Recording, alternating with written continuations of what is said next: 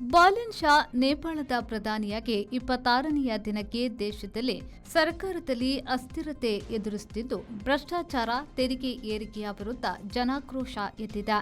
ಕಳೆದ ವರ್ಷ ನೇಪಾಳದಲ್ಲಿ ಜನ್ ಝಡ್ ಚಳವಳಿ ನಡೆದು ಆಳುವ ಸರ್ಕಾರವನ್ನ ಕಿತ್ತೊಗೆದಿತ್ತು. 6 ತಿಂಗಳ ಬಳಿಕ ಚುನಾವಣೆಯಲ್ಲಿ ಬಹುತೇಕ ಯುವಕರಿರುವ ಸರ್ಕಾರ ಅಧಿಕಾರಕ್ಕೆ ಬಂದಿತ್ತು. 35ರ ಬಾಲನ್ ಶಾ ಪ್ರಧಾನಿಯಾಗಿ ತಿಂಗಳೊಪ್ಪತ್ತಿನಲ್ಲಿ ಇಕ್ಕಟ್ಟಿಗೆ ಸಿಲುಕಿದ್ದಾರೆ. ಭಾರತದ ಸರಕಿಗೆ ತೆರಿಗೆ ಹೇರಿದ್ದರ ವಿರುದ್ಧ ಗಡಿಯಡಿಗಳಲ್ಲಿ ಸರ್ಕಾರದ ವಿರುದ್ಧ ಪ್ರತಿಭಟನೆಯಾಗುತ್ತಿವೆ. ಅದು ಕೆಲವು ಕಡೆ ಗಲಭೆಗೆ ದಾರಿ ಮಾಡುತ್ತಿದೆ. ಹೊಸ ಮಂತ್ರಿಗಳು ಭ್ರಷ್ಟಾಚಾರದಲ್ಲಿ ಈಡುಕೊಂಡಿರುವುದೇ ತೆರಿಗೆ ಹೆಚ್ಚಳಕ್ಕೆ ಕಾರಣ ಎಂದು ಪ್ರತಿಭಟನಾಕಾರರು ಹೇಳುತ್ತಿದ್ದಾರೆ. ಮಂತ್ರಿಗಳ ಮೇಲೆ ಭ್ರಷ್ಟಾಚಾರದ ಆರೋಪ ಬಂದಿದ್ದು, ಆ ಕಾರಣಕ್ಕೆ 2 ಮಂತ್ರಿಗಳು ರಾಜೀನಾಮೆಯನ್ನ ನೀಡಿದ್ದಾರೆ.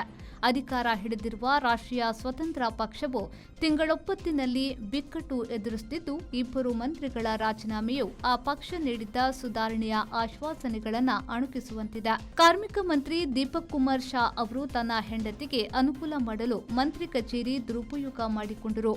ಅದರ ಪರಿಣಾಮವಾಗಿ ಗಲಭೆ ಆಗುವುದು ರಾಜೀನಾಮೆ ನೀಡಿದ್ರು. ಮರುದಿನವೇ ಇನ್ನೊಬ್ಬ ಮಂತ್ರಿ ಸುಡಾನ್ ಗುರುಂಗ್ ಅವರು ಗೃಹ ಮಂತ್ರಿಯಾಗಿದ್ದು, ತನಿಖೆಗಳನ್ನ ತನ್ನ ಸ್ವಹಿತಾಸಕ್ತಿಗೆ ತಕ್ಕಂತೆ ಮಾಡಿಸುತ್ತಿದ್ದಾರೆ ಎಂದು ರಾಜೀನಾಮೆ ನೀಡಬೇಕಾಯಿತು. ಯಾವ ಸರ್ಕಾರದಲ್ಲೂ ಗೃಹ ಸಚಿವರ ಗ್ರಹಚಾರ ಇಂಥದ್ದಿಲ್ಲ.